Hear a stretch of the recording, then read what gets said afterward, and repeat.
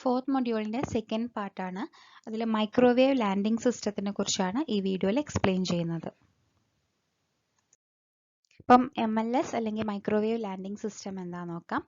MLS is an all-weather precision radio guidance system installed at large airports to assist aircraft in landing. ഇതാണ് MLS-നെ കുറിച്ച് പറയുമ്പം നമ്മൾ അതിന് definition ആയിട്ട് കൊടുക്കുന്നത്. It's an all weather precision radio guidance system ആണ്. അപ്പം ഒരു ഗൈഡൻസ് സിസ്റ്റം ആണ്, എല്ലാ വെതർ കണ്ടീഷൻസിലും ഉപയോഗിക്കുന്ന ഒരു ഗൈഡൻസ് സിസ്റ്റം ആണ്. എന്തിന് ഗൈഡ് ചെയ്യുന്നതിനാണ്? എയർക്രാഫ്റ്റിന് ലാൻഡ് ചെയ്യാൻ വേണ്ടിയിട്ട്.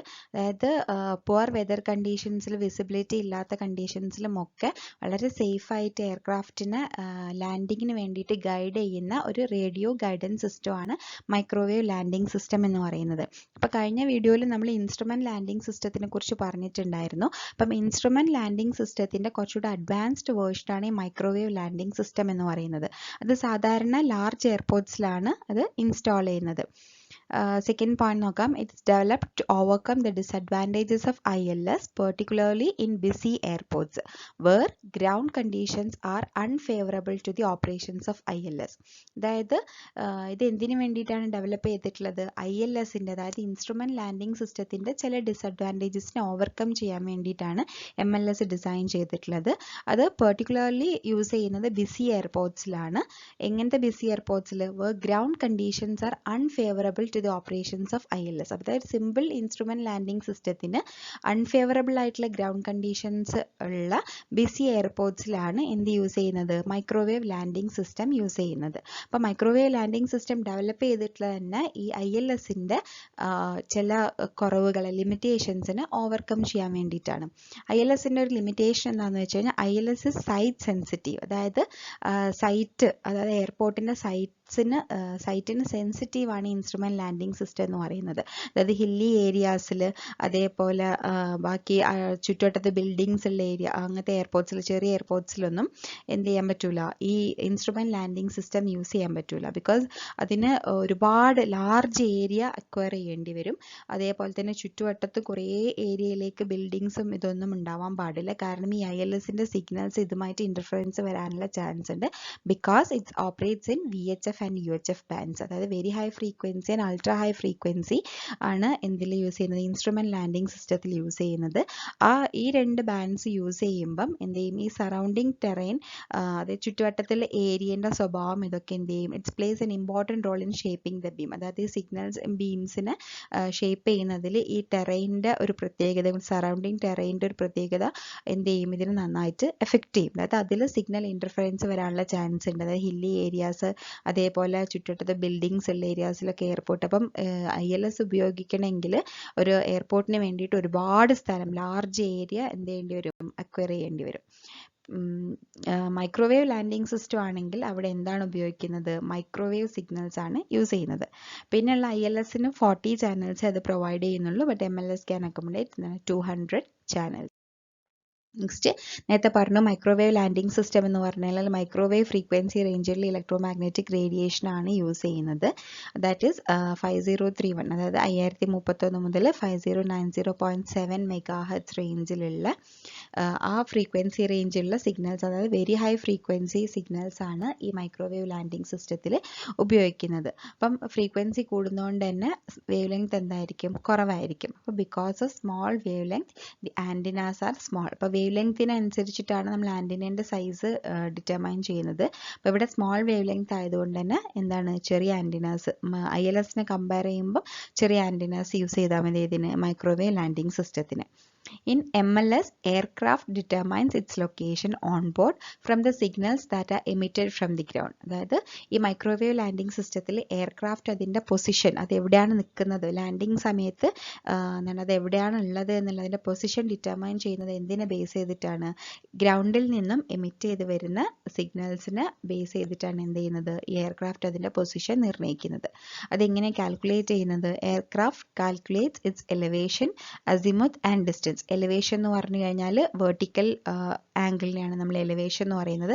അസിമുത്ത് എന്ന് പറയുന്നത് ഹൊറിസോണ്ടൽ ആംഗിളിനെയാണ്. ഡിസ്റ്റൻസ് എന്ന് പറയുന്നത് റൺവേയിൽ നിന്ന് എയർക്രാഫ്റ്റ് നിൽക്കുന്ന അത്രത്തേക്കുള്ള ഡിസ്റ്റൻസ് എത്രയാണെന്നുള്ളത്. അപ്പം എലിവേഷൻ എന്ന് പറഞ്ഞു കഴിഞ്ഞാൽ, അപ്പം നമ്മൾ ആ ഒരു റൺവേയിൽ നിന്ന് ഗ്രൗണ്ടിൽ നിന്നും എത്ര ഡിഗ്രി ഉയരത്തിലാണ് എന്നുള്ള ഒരു വെർട്ടിക്കൽ ആംഗിളിനാണ് സാധാരണ എലിവേഷൻ എന്ന് പറയാറ്. അസിമുത്ത് എന്ന് പറഞ്ഞു കഴിഞ്ഞാൽ ഇതേപോലെ ഹൊറിസോണ്ടൽ ആംഗിൾ എന്ന് പറയുമ്പോൾ ഇപ്പോൾ റൺവേന്റെ സെൻട്രൽ ലൈനിലൂടെയാണ് എന്ത് ചെയ്യുക, ഈ എയർക്രാഫ്റ്റ് ലാൻഡ് ചെയ്യുന്നത്. അപ്പോൾ ആ സെൻട്രൽ ലൈൻ ഓഫ് ദി റൺവേയിൽ നിന്നും എത്ര ഡിഗ്രി, ഇപ്പോൾ റൈറ്റിലോട്ടാണോ ലെഫ്റ്റിലോട്ടാണോ എത്ര ഡിഗ്രി ഡീവിയേറ്റഡ് ആയിട്ടാണ് ഇപ്പം എയർക്രാഫ്റ്റ് ഉള്ളത് എന്നുള്ള ആ ഒരു ഇൻഫോർമേഷൻ, അതിനാണ് അസിമുത്ത് ആംഗിൾ എന്ന് പറയുന്നത്. അതൊക്കെ കിട്ടുന്നത് എങ്ങനെയാണ്? with respect to separate EL, AZ and DME. അതായത് അതിനൊക്കെ എലിവേഷൻ കിട്ടാൻ എലിവേഷൻ ട്രാൻസ്മിറ്റേഴ്സ് ഉണ്ട്, AZൻ്റെതായിട്ടുള്ള എക്യുപ്മെന്റ്സ് ഉണ്ട്, അതായത് അസിമുത്ത് എക്യുപ്മെന്റ് ഉണ്ട്, DME എന്ന് പറഞ്ഞാൽ ഡിസ്റ്റൻസ് മെഷറിംഗ് എക്യുപ്മെന്റ്. അപ്പോൾ ഈ 3 സെപ്പറേറ്റ് ട്രാൻസ്മിറ്റേഴ്സിൽ നിന്നും വരുന്ന സിഗ്നൽസിനെ റിസീവ് ചെയ്തിട്ട് അതിൽ നിന്നുമാണ് എയർക്രാഫ്റ്റ് എന്ത് കാൽക്കുലേറ്റ് ചെയ്യുന്നത്, എലിവേഷനും അസിമുത്തും അതേപോലെ ഡിസ്റ്റൻസും കാൽക്കുലേറ്റ് ചെയ്യുന്നത്. അടുത്തത് ഒരു MLS എന്തൊക്കെ ഉണ്ടാവും എന്നുള്ളത്. MLS എന്ന് പറഞ്ഞു കഴിഞ്ഞാൽ മൈക്രോവേവ് ലാൻഡിംഗ് സിസ്റ്റം. അതിലുണ്ടാവുന്നത് ഒരു അസിമുത്ത് എക്യുപ്മെന്റ് ഉണ്ടാവും ഫോർ പ്രൊവൈഡിങ് അസിമുത്ത് ഇൻഫർമേഷൻ. അതായത് ഒരു ഹൊറിസോണ്ടൽ ആംഗിള് ആ ഇൻഫർമേഷൻ പ്രൊവൈഡ് ചെയ്യാൻ വേണ്ടിയിട്ട് ഒരു അസിമുത്ത് എക്യുപ്മെന്റ് ഉണ്ടാവും ഈ MLS. അത് ഗ്രൗണ്ടിലാണ് ഉണ്ടാവുന്നത്. അപ്പം ഈ ഒരു ഡയഗ്രത്തിൽ ഇപ്പം എയർക്രാഫ്റ്റ് ഇവിടുന്ന് ഇങ്ങനെ വന്നിട്ട് ഇങ്ങനെ വരുന്നതിനാണ് നമ്മൾ അപ്രോച്ച് എന്ന് പറയുന്നത്. ഈ വരുന്നിട്ട് ഇവിടെ ഈ റൺവേയിൽ ലാൻഡ് ചെയ്യാണ് ചെയ്യുക. അപ്പം റൺവേൻ്റെ ഏകദേശം ഒരു ടച്ച് ഡൗൺ പോയിന്റ് ഉണ്ടാവും. സെൻറ്റർ ഓഫ് ഈ റൺവേൻ്റെ സെൻട്രൽ ലൈനിന് അലൈൻഡ് ആക്കി അഡ്ജസ്റ്റ് ചെയ്തിട്ടാണ് എന്ത് ചെയ്യുന്നത്, ഇത് ലാൻഡ് ചെയ്യുന്നത്. അതൊക്കെ നമ്മൾ ഇൻസ്ട്രുമെന്റ് ലാൻഡിംഗ് സിസ്റ്റത്തിൽ പറഞ്ഞിട്ടുണ്ടായിരുന്നു. അപ്പം ഇവിടെ ഈ ഒരു റൺവേൻ്റെ ബിയോണ്ട് ദി റൺവേ ഒരു 1000 ഫീറ്റ് ഇപ്പുറത്താണ് എന്തുണ്ടാവുക, ഈ അസിമുത്ത് ട്രാൻസ്മിറ്റർ ഉണ്ടാവുന്നത്. അതിൽ നിന്നും വരുന്ന സിഗ്നൽസ് എന്താണ്, അത് ഹൊറിസോണ്ടൽ ഇൻഫർമേഷൻ പ്രൊവൈഡ് ചെയ്യാൻ വേണ്ടിയിട്ടാണ്. അതാണ് എയർക്രാഫ്റ്റ് ഇതാക്കുന്നത്. പിന്നെ ഒരു എലിവേഷൻ എക്യുപ്മെന്റ് ഉണ്ടാവും. ഇവിടെ കാണിച്ചിട്ടുള്ള ഇതാണ് എലിവേഷൻ എക്യുപ്മെന്റ്. ഇതിൽ നിന്നാണ് വെർട്ടിക്കൽ ആംഗിളിൻ്റെ ഇൻഫർമേഷൻ കിട്ടാനായിട്ടുള്ള സിഗ്നൽസ് പാസ് ചെയ്യുന്നത്, സെൻഡ് ചെയ്യുന്നത് ഈ എലിവേഷൻ ട്രാൻസ്മിറ്റർ ആണ്.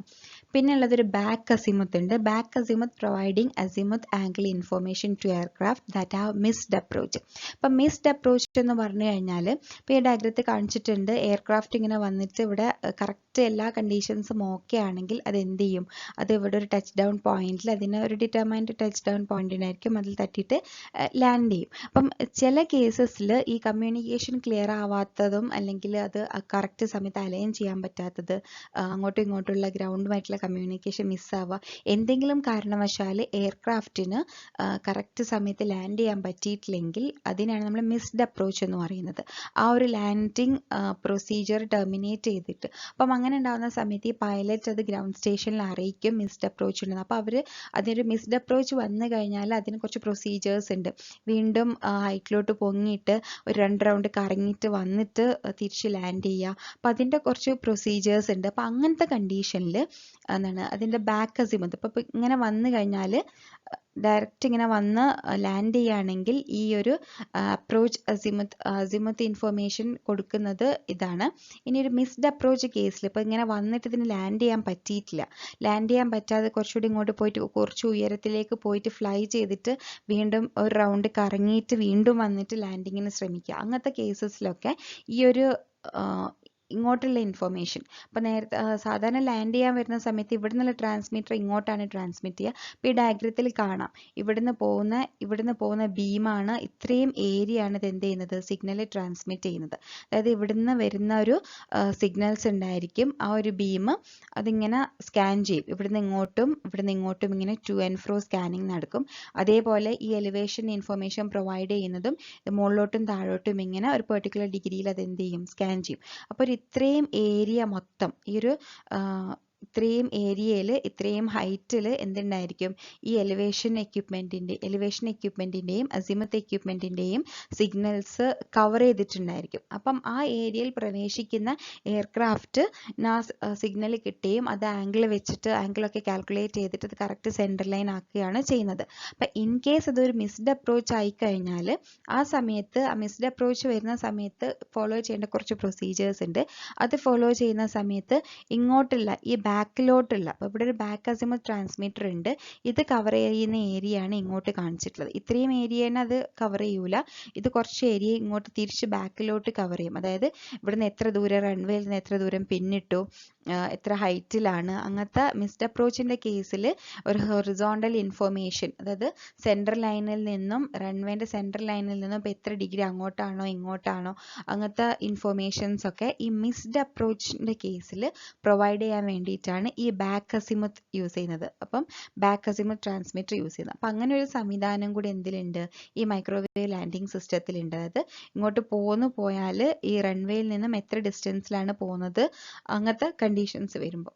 പിന്നെ ഉള്ളത് ഡിസ്റ്റൻസ് മെഷറിംഗ് എക്യുപ്മെന്റ് ആണ് DME. അതെന്താണ്, provides distance information the approach, landing and missed approach operations. അതായത് ഈ റൺവേയിൽ നിന്നും എത്ര ഡിസ്റ്റൻസിലാണ് എയർക്രാഫ്റ്റ് ഉള്ളത് എന്നുള്ള ഇൻഫോർമേഷൻ പ്രൊവൈഡ് ചെയ്യാനാണ് ഡിസ്റ്റൻസ് മെഷറിംഗ് എക്യുപ്മെന്റ് യൂസ് ചെയ്യുന്നത്. അത് അപ്രോച്ചിൻ്റെ കേസിൽ, അതായത് കറക്റ്റ് വന്നിട്ട് ലാൻഡ് ചെയ്യുന്ന ആ വരുന്ന പ്രോസസ്സിലും അതിൻ്റെ ലാൻഡിങ് സമയത്തും ഇനി അതിപ്പോൾ അപ്രോച്ച് മിസ്സായി പോയ മിസ്ഡ് അപ്രോച്ച് ഓപ്പറേഷൻസിലും ഒക്കെ ഈ എയർക്രാഫ്റ്റ് റൺവേൻ്റെ ടച്ച് ഡൗൺ പോയിന്റിൽ നിന്നും എത്ര ഡിസ്റ്റൻസിലാണ് എന്നുള്ള ഇൻഫോർമേഷൻ പ്രൊവൈഡ് ചെയ്യാൻ വേണ്ടിയിട്ടാണ് ഈ ഡിസ്റ്റൻസ് മെഷറിംഗ് എക്യുപ്മെൻറ്റ് യൂസ് ചെയ്യുന്നത്. പിന്നുള്ളത് ഡാറ്റ കമ്മ്യൂണിക്കേഷൻ പാർട്ട് ഉണ്ടായിരിക്കും. അത് വെതർ കണ്ടീഷൻസിനെ കുറിച്ചും റൺവേ കണ്ടീഷൻസിനെ കുറിച്ചും എക്യുപ്മെന്റ് സ്റ്റാറ്റസിനെ കുറിച്ചും ഒക്കെ കമ്മ്യൂണിക്കേഷൻ ഡാറ്റ പ്രൊവൈഡ് ചെയ്യാൻ വേണ്ടിയിട്ടാണ് ഈ ഡാറ്റ കമ്മ്യൂണിക്കേഷൻ പാർട്ട് യൂസ് ചെയ്യുന്നത്. ഇനി അടുത്തതിൻ്റെ വർക്കിംഗ് പ്രിൻസിപ്പിൾ ആണ്. വർക്കിംഗ് പ്രിൻസിപ്പിൾ പറയുന്നുണ്ട് MLS employs transmitters at the landing space to send scanning beams towards approaching aircraft.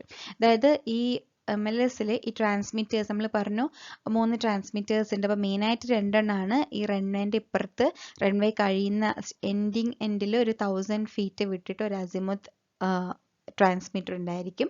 ആ അസിമുത്ത് ഇൻഫർമേഷൻ പ്രൊവൈഡ് ചെയ്യാനുള്ള ഒരു എക്യുപ്മെന്റ് ഉണ്ടായിരിക്കും. അത് സിഗ്നൽ ട്രാൻസ്മിറ്റ് ചെയ്യും. അതേപോലെ റൺവേൻ്റെ സൈഡിൽ ഒരു 400 ഫീറ്റ് വിട്ടിട്ട് എന്തുണ്ടായിരിക്കും, ഒരു എലിവേഷൻ ഇൻഫർമേഷൻ പ്രൊവൈഡ് ചെയ്യാനുള്ള ഒരു ആൻറ്റിന വ്യൂഹം ഒരു ട്രാൻസ്മിറ്റേഴ്സ് ഉണ്ടായിരിക്കും. ഇത് രണ്ടും കൂടി സിഗ്നൽസ് എന്ത് ചെയ്യും, ട്രാൻസ്മിറ്റ് ചെയ്യും. ആ സിഗ്നൽസ് ട്രാൻസ്മിറ്റ് ചെയ്യുമ്പം നേരത്തെ ഇതേപോലെ മൊത്തം ഒരു ഏരിയ എന്ത് ചെയ്യും, കവർ ചെയ്യും. ഈ മൊത്തം ഒരു സ്കാൻഡ് ഏരിയ ആയിരിക്കും ഉണ്ടാവുക. അപ്പം ഈ സ്കാൻഡ് ഏരിയ അതിന് വേണ്ടിയിട്ടാണ് to space to send scanning beams towards approaching aircraft. അപ്പം എയർക്രാഫ്റ്റിൻ്റെ നേരെ ആയിരിക്കും ഇത് എന്ത് ചെയ്യുന്നത്, ഇത് ട്രാൻസ്മിറ്റ് ചെയ്യുന്നത്.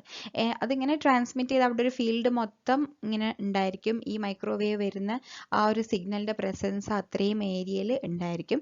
ഏൻ aircraft that enters a scanned volume, അതായത് ആ സ്കാനിങ് വരുന്ന മൊത്തം ഏരിയ ഉണ്ടല്ലോ, ആ ഏരിയയിൽ എൻ്റർ ചെയ്യുന്ന ഒരു എയർക്രാഫ്റ്റ്, ആ എയർക്രാഫ്റ്റിൻ്റെ നോസിൽ ഒരു സ്പെഷ്യൽ റിസീവർ ഉണ്ടായിരിക്കും. ആ റിസീവർ സിഗ്നൽസ് റിസീവ് ചെയ്യും. അത് അസിമുത്ത് ഇൻഫർമേഷനും ഇവിടുന്ന് ഈ റൺവേൻ്റെ ഈ അറ്റത്തുനിന്ന് പോകുന്ന ഈ ഒരു അസിമുത്ത് ട്രാൻസ്മിറ്റേഴ്സിൽ നിന്ന് വരുന്ന സിഗ്നലും അതേപോലെ എലിവേഷൻ ട്രാൻസ്മിറ്റേഴ്സിൽ നിന്ന് വരുന്ന സിഗ്നലും ഒക്കെ അത് എന്ത് ചെയ്യും, അത് റിസീവ് ചെയ്യും. റിസീവ് ചെയ്തിട്ട് അതിൽ നിന്നും എന്ത് കാൽക്കുലേറ്റ് ചെയ്യും, ഈ അതിൻ്റെ കറണ്ട് പൊസിഷൻ, അപ്പോൾ എയർക്രാഫ്റ്റ് അതിൻ്റെ കറണ്ട് പൊസിഷൻ എന്ത് ചെയ്യും, കാൽക്കുലേറ്റ് ചെയ്യും. അതനുസരിച്ചിട്ട് ഇത്ര ഡിഗ്രി റൺവേയിൽ നിന്നും ഇത്ര ഡിസ്റ്റൻസിൽ ഇത്ര ഡിഗ്രി ലെഫ്റ്റിലോട്ടോ അല്ലെങ്കിൽ റൈറ്റിലോട്ടോ അല്ലെങ്കിൽ ഇത്ര ഹൈറ്റിൽ ഇതൊക്കെ കാൽക്കുലേറ്റ് ചെയ്തിട്ട് അതിൻ്റെ പൊസിഷൻ കണ്ടുപിടിക്കും. എന്നിട്ട് അതിനനുസരിച്ചിട്ട് എന്ത് ചെയ്യും, ഈ സെൻട്രൽ ലൈനിലോട് ILSൽ നമ്മൾ പറഞ്ഞ അതേപോലെ തന്നെയാണ് എന്ത് ചെയ്യും, റൺവേൻ്റെ സെൻട്രൽ ലൈനിലോട്ട് അത് എന്ത് ചെയ്യും, അലൈൻ ചെയ്തിട്ട് അങ്ങനെ അത് കറക്റ്റ് ആവുമ്പം ഇതെന്ത് ചെയ്യും, ലാൻഡ് ചെയ്യും. അപ്പം ഇവിടെ കാണിച്ചിട്ടുള്ളത് ഈ ഒരു മൊത്തം ഏരിയ കവർ ചെയ്യാനായിട്ട് ഇതുപോലെ ഒരു ബീമാണ് ഉണ്ടാവുക. ഇത് ഹൊറിസോണ്ടൽ, ഈ അസിമുത്ത് ഇതിൽ നിന്ന് വരുന്ന സിഗ്നൽ ഇങ്ങനെ ഹൊറിസോണ്ടൽ ഡയറക്ഷനിൽ ഇങ്ങനെ സ്കാൻ ചെയ്തുകൊണ്ടേയിരിക്കും. മറ്റേത് എലിവേഷനിൽ നിന്ന് വരുന്നത് ഇങ്ങനെ വെർട്ടിക്കൽ ഡയറക്ഷനിൽ ഇങ്ങനെ സ്കാൻ ചെയ്തുകൊണ്ടേയിരിക്കും. അപ്പം അതിൽ യൂസ് ചെയ്യുന്ന വർക്കിംഗ് പ്രിൻസിപ്പിൾ എന്ന് പറഞ്ഞു കഴിഞ്ഞാൽ ഈ ബീം ഈ അസിമുത്തിൻ്റെ ആണ് ഇവിടെ കാണിച്ചിട്ടുള്ളത്. അതിൽ ഒരു സ്കാനിങ് ടു ആൻഡ് ഫ്രോ ഇതിങ്ങനെ ആ ബീം എന്ത് ചെയ്തുകൊണ്ടിരിക്കും, ഇങ്ങനെ ഇങ്ങനെ സ്കാൻ ചെയ്തുകൊണ്ടിരിക്കും. അപ്പോൾ അത് ഒറ്റ ബീം അല്ല സ്കാൻ ചെയ്യുന്നത്, അത് അതിൻ്റെ ഡീറ്റെയിൽസിലോട്ട് പോകുന്നില്ല. കുറേ ട്രാൻസ്മിറ്റേഴ്സ് വെച്ചിട്ടുണ്ടാകും. ഇങ്ങനെ ട്രാൻസ്മിറ്റേഴ്സ് ഇങ്ങനെ ഈ ട്രാൻസ്മിറ്റേഴ്സിൻ്റെ വ്യൂഹം മാറി മാറി മാറി മാറി അങ്ങനെയാണ് അതിൻ്റെ വർക്കിംഗ് വരുന്നത്. എന്തായാലും ഇത്രയും ഏരിയ ഇതെന്ത് ചെയ്യും, ഇവിടുന്ന് അങ്ങോട്ടും അതേപോലെ അവിടുന്ന് ഇങ്ങോട്ടും എന്ത് ചെയ്യും, ഈ സ്കാനിങ് നടക്കും. അപ്പോൾ ഈ ഒരു കറൻ്റ്ലി ഈ ഒരു ഡയഗ്രത്തിൽ ഇപ്പോൾ ഇവിടെയാണ് എയർക്രാഫ്റ്റ് കാണിച്ചിട്ടുള്ളത്. അപ്പം ഈ ഒരു സിഗ്നൽ ഇവിടുന്ന് അങ്ങോട്ടുള്ള ബീം പോകുന്ന സമയത്ത് സ്കാനിങ് ടൈമിലും ഈ എയർക്രാഫ്റ്റ് അത് റിസീവ് ചെയ്യും. തിരിച്ച് അവിടുന്ന് ഇങ്ങോട്ട് സിഗ്നൽ വരുന്ന സമയത്തും ആ സ്കാനിങ് ഇതിനും ഈ എയർക്രാഫ്റ്റ് എന്ത് ചെയ്യും, ആ സിഗ്നൽ എന്ത് ചെയ്യും, റിസീവ് ചെയ്യും. അപ്പം അതാണ് ഇതിൽ കാണിച്ചിട്ടുള്ളത്. ഇവിടെ സ്കാനിങ് ബിഗിൻ ചെയ്യുന്ന സമയത്ത് ഈ എയർക്രാഫ്റ്റ് എന്ത് ചെയ്തു, ഈ സിഗ്നൽ റിസീവ് ചെയ്തു. അതേപോലെ തന്നെ ഇവിടെ ഫ്രം സ്കാനിങ്ങിൻ്റെ സമയത്ത് ഇത് അങ്ങോട്ട് പോകുന്നതിന് നമ്മൾ ടു എന്ന് പറയും, അവിടെ നിന്ന് ഇങ്ങോട്ടുള്ളതിന് ഫ്രം എന്ന് പറയും. ആ ഫ്രം സ്കാനിങ് ഇങ്ങനെ വന്നിട്ട് തീരാൻ സമയത്ത് ഇത് ഇവിടെ എത്തുന്ന സമയത്ത് അപ്പോഴും എന്ത് ചെയ്യും, ഈ എയർക്രാഫ്റ്റിൻ്റെ നോസിലുള്ള റിസീവർ സിഗ്നൽ എന്ത് ചെയ്യും, റിസീവ് ചെയ്യും. അപ്പം ഈ രണ്ടെണ്ണത്തിൻ്റെ ഇടയിൽ ഒരു സ്കാനിങ് ടു സ്കാനിൻ്റെ സമയത്തും ഫ്രം സ്കാനിൻ്റെ സമയത്തും ഈ എയർക്രാഫ്റ്റ് എന്ത് ചെയ്യുന്നുണ്ട്, റിസീവ് ചെയ്യുന്നുണ്ട്. എന്ത്, ഈ സിഗ്നൽ റിസീവ് ചെയ്യുന്നുണ്ട്. അപ്പം ആ ടൈം ഇൻ്റർവെല്ലിൽ നിന്നും അങ്ങോട്ട് പോകുമ്പം റിസീവ് ചെയ്ത ടൈമും ഇങ്ങോട്ട് വരുമ്പം റിസീവ് ചെയ്ത ടൈമും ആ ടൈം ഇൻ്റർവെല്ലിൽ നിന്നും എന്ത് ചെയ്യും, അത് ഡയറക്റ്റ്ലി എന്തുമായിട്ട് റിലേറ്റ് ചെയ്താണ്, അസിമുത്ത് ആംഗിൾ, അതായത് സെൻട്രൽ ലൈനിൽ നിന്നും എത്ര ആംഗിളിലാണ് ഇപ്പോൾ എയർക്രാഫ്റ്റ് ഉള്ളത് എന്നുള്ളതിനെ ഡിപ്പെൻഡ് ചെയ്തിട്ടായിരിക്കും എന്ത് ചെയ്യുക, ഈ ടൈം ഡിഫറൻസ് ഉണ്ടാവുക. അപ്പം ഈ ടു സ്കാനിങ്ങിൻ്റെ സമയത്തും ഫ്രം സ്കാനിങ്ങിൻ്റെ സമയത്തും റിസീവ് ചെയ്യും, സിഗ്നൽ റിസീവ് ചെയ്യും. ആ റിസീവ് ചെയ്യുന്ന ടൈം, അതായത് അറൈവ്ഡ് ടൈംസ് ഓഫ് ബീംസ്, ഈ ബീംസിൻ്റെ അറൈവിങ് ടൈമിൽ ഉണ്ടാകുന്ന ഡിഫറൻസ്, ആ ടൈം ഇൻ്റർവെല്ലിൽ ഈ അസിമുത്ത് ആംഗിളുമായിട്ട് ഡയറക്റ്റ്ലി എന്തായിരിക്കും, റിലേറ്റഡ് ആയിരിക്കും. അപ്പോൾ ആ ടൈം ഇൻ്റർവെല്ലിൽ കിട്ടിക്കഴിഞ്ഞാൽ അതിൽ നിന്നും ഈ അസിമുത്ത് ആംഗിൾ എന്ത് ചെയ്യാൻ പറ്റും, കണ്ടുപിടിക്കാൻ പറ്റും. അപ്പം അതിൻ്റെ ബാക്കി പ്രോസസ്സിങ്, ഡാറ്റ പ്രോസസ്സിംഗ് ഒന്നും നമുക്ക് പഠിക്കാനില്ല, ജസ്റ്റ് വർക്കിംഗ് പ്രിൻസിപ്പിൾ മാത്രമേ എക്സ്പ്ലെയിൻ ചെയ്യാനുള്ളൂ. അപ്പം ഇതേ ഒരു രീതിയിൽ തന്നെയാണ് എലിവേഷനും കണ്ടുപിടിക്കുക. ഇതിപ്പോൾ ഇങ്ങനെ ഹൊറിസോണ്ടലി സ്കാനിങ് ആണെങ്കിൽ, എലിവേഷൻ ആണെങ്കിൽ മുകളിലോട്ടും താഴോട്ടും ഇങ്ങനെ സ്കാനിങ് നടത്തും. അപ്പോൾ ഈ എയർക്രാഫ്റ്റ് ഏത് പൊസിഷനിലാണോ നിൽക്കുന്നത്, ഇവിടുന്ന് മുകളിലോട്ട് പോകുമ്പോൾ സിഗ്നൽ റിസീവ് ചെയ്യും, തിരിച്ചിങ്ങോട്ട് താഴോട്ട് വരുമ്പോഴും സിഗ്നൽ റിസീവ് ചെയ്യും. ആ ടൈം ഡിഫറൻസിൽ നിന്ന് നമുക്ക് എലിവേഷൻ ആംഗിളും എന്ത് ചെയ്യാൻ പറ്റും, കണ്ടുപിടിക്കാൻ പറ്റും. അടുത്തത് അത് എത്രമാത്രം കവറേജ് ഉണ്ടെന്നുള്ളതാണ്. അപ്പം ഇവിടെ അസിമുത്ത് കവറേജും എലിവേഷൻ കവറേജും പറഞ്ഞിട്ടുണ്ട്. അസിമുത്ത് കവറേജ് എന്ന് പറയുമ്പം അസിമുത്ത് സ്റ്റേഷൻ ലൊക്കേറ്റ് ചെയ്യുന്ന, നേരത്തെ ഞാൻ പറഞ്ഞു, ഈ റൺവേൻ്റെ എൻഡ് ഓഫ് ദി റൺവേയിൽ നിന്നും ഒരു 1000 ഫീറ്റ് വിട്ടിട്ടാണ് ഈ അസിമുത്ത് ട്രാൻസ്മിറ്റർ ഉണ്ടാവുന്നത്, അസിമുത്ത് സ്റ്റേഷൻ ഉണ്ടാവുന്നത്. അവിടെ നിന്നും സിഗ്നൽ സെൻഡ് ചെയ്തിട്ട് ഇതിങ്ങനെ സ്കാനിങ് നടത്തുകയാണ് ചെയ്യുന്നത്. അപ്പം ഈ റൺവേൻ്റെ സെൻട്രൽ ലൈനിൽ നിന്നും ഇങ്ങോട്ടൊരു 40 ഡിഗ്രിയും ഇങ്ങോട്ടൊരു 40 ഡിഗ്രിയും, അതാണ് +40 -40, അത് അറ്റ്ലീസ്റ്റ് അത്ര ഉണ്ടായിരിക്കണം. മാക്സിമം ഒരു 60, അങ്ങോട്ടും ഇങ്ങോട്ടും 60, ഐദർ സൈഡ് 60 വരാറുണ്ട്. പക്ഷേ ഇത് അറ്റ്ലീസ്റ്റ് ഒരു 40 degree either side of the runway central line ഇതിന് കവറേജ് ഉണ്ടായിരിക്കും. പിന്നെ മൊത്തം ഡിസ്റ്റൻസ് ഒരു 20 നോട്ടിക്കൽ മൈൽ അത്രയും ഡിസ്റ്റൻസിൽ കിട്ടും. ഇനി എലിവേഷൻ കവറേജും ഇതേപോലെ തന്നെ. Elevation station normally 400 feet from the side of the runway ആണ്. അപ്പം റൺവേൻ്റെ ഇവിടെ നിന്ന് ഇങ്ങോട്ട് മാറിയിട്ട് ഒരു സൈഡിൽ നിന്ന്, അതായത് റൺവേ ത്രെഷോൾഡിൻ്റെയും ടച്ച് ഡൗൺ പോയിന്റിൻ്റെയും ഇടയിൽ വരുന്ന ഭാഗത്ത് ഒരു 400 മീറ്റർ സൈഡിലോട്ട് മാറിയിട്ടാണ് എന്തുണ്ടാവുക, എലിവേഷൻ സ്റ്റേഷൻ ഉണ്ടാവുന്നത്. അവിടെ നിന്നാണ് സിഗ്നൽ. അപ്പം ഇതിൽ കാണിച്ചിട്ടുണ്ട് ഈ സിഗ്നൽ ഒരു 15 ഡിഗ്രി ആംഗിളിൽ എന്താണ്, ഒരു 20 ഡിഗ്രി നോട്ടിക്കൽ മൈൽ റേഞ്ചിൽ ഒരു 20,000 അടി മുകളിൽ വരെ വരുന്ന രീതിയിൽ എന്ത് ചെയ്യും, ആ സിഗ്നൽ കവർ ചെയ്യും. അതായത് ഒരു 20 നോട്ടിക്കൽ മൈൽ ഡിസ്റ്റൻസിൽ ഒരു 20,000 അടി മുകളിലോട്ട്, അപ്പം ഒരു 15 ഡിഗ്രി, അറ്റ്ലീസ്റ്റ് 15 ഡിഗ്രി ആംഗിളിലാണ് ഇത് എന്ത് ചെയ്യുന്നത്, ഇത് കവർ ചെയ്യുന്നത്. അത്രയാണ് എലിവേഷൻ കവറേജ് എന്ന് പറയുന്നത്. നെക്സ്റ്റ് ഇതൊരു ILSൻ്റെയും MLS-ൻ്റെയും ഒരു അപ്രോച്ച് കാണിച്ചിട്ടുള്ളതാണ്.